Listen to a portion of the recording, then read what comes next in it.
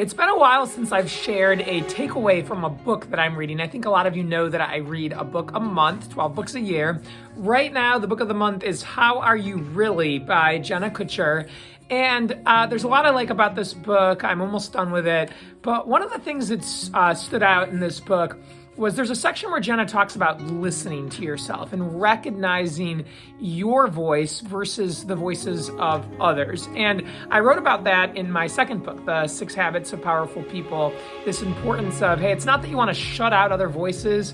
Don't do that. Your trusted advisors, your mentors, close colleagues, friends, people you look up to, really important to get feedback and hear voices about how other people see you and ideas they have. That makes you stronger.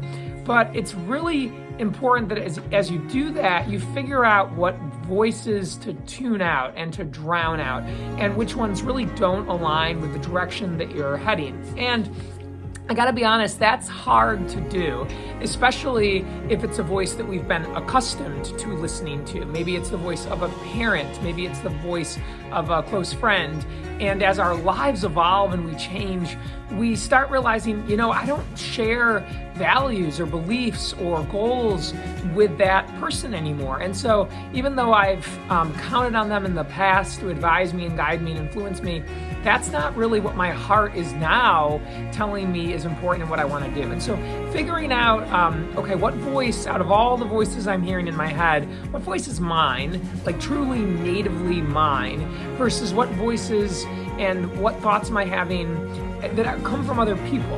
And at the end of the day, when you're making big decisions, especially when it comes to your intimate relationships or the things you want to do with your life and your career, decisions about what kind of job you want to have, how you want to spend your time, what's important to you, you're debating whether or not to kind of go for it with something. It's really important that when you're making big key decisions, you find your own voice. And Jenna in this book, How Are You Really, she calls it our native tongue. It's our voice amidst all that background noise.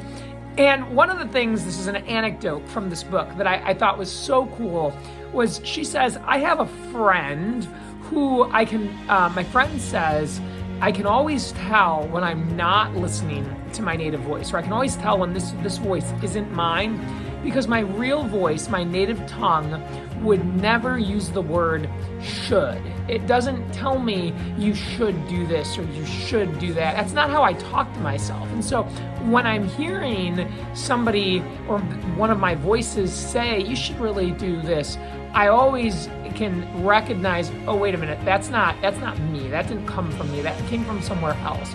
And I thought that was a really cool litmus test to say, for this friend of Jenna's, there is a sign, a warning, a hint that the voice isn't hers. And that's how she identifies it and then knows, okay, that one's not coming from me. Do I want to listen to it or not?